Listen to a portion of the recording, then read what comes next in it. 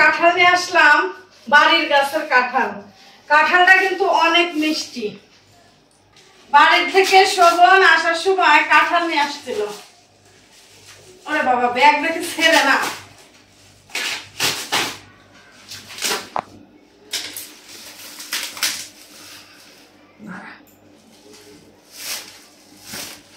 কাঁঠাল ভাঙার আগে খাঁটি সরিষার তেল হাতে মেখে নেই, তা না হলে আবার হচ্ছে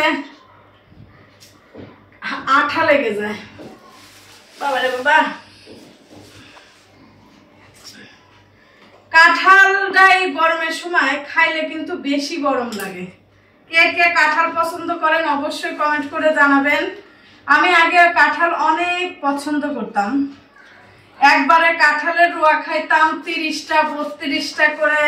আমরা দুই ভাই বোন একসাথে পাল্লা দিয়ে এভাবে খাইতাম। কিন্তু এখন আর কাঁঠাল বেশি খাইতে পারি না। ওরে বাবা, তা কাটতেই তো পারতেছি না।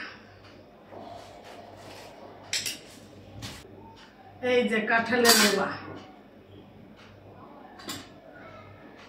খেয়ে দেখি একটা মিষ্টি নাকি।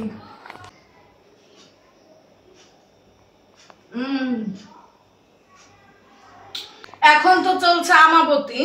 এই আমাবতীতে কিন্তু মানে কাঁঠাল পানসে হয়ে যায়। আমাবতী শেষ হলে কাঁঠাল কিন্তু পানসে হয়ে যায়। আমাবতীর আগে কিন্তু কাঁঠাল মিষ্টি থাকে, এটা অনেকে জানে অনেকে জানে না।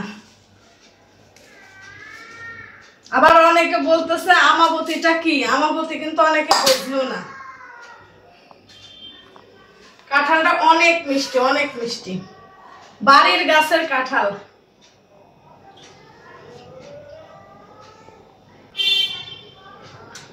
কাঁঠাল মুড়িতে খাইতে বেশি মজা, আর এই কাঁঠালের বেশি ভর্তা খেতে কিন্তু আরো বেশি মজা।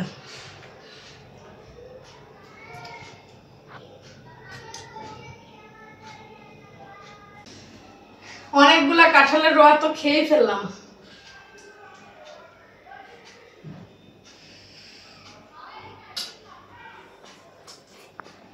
মামনি, কাঁঠাল খাবে বাবা?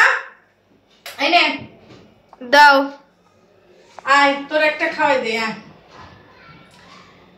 আমার ক্যামেরাম্যানরা আমি একটু কাঁঠাল খাওয়াই দেয়, কারণ আমি মা বসে বসে খাচ্ছে, ক্যামেরাম্যান আমার মেয়ে ভিডিও করতেছে, ওরে না খাওয়াই দিলে কেমন হয় বলেন? নে, কাঁঠাল মানেই হচ্ছে মুড়ি দিয়ে খাওয়া, আর মুড়ি দিয়ে কাঁঠাল খেতে কিন্তু অনেক মজা লাগে। কাঁঠালের সিজন আসলেই গ্রামের বাড়িতে সকালে ঘুম থেকে উঠে কাঁঠাল ভেঙে আমরা ছোটবেলায় মুড়ি খেতাম।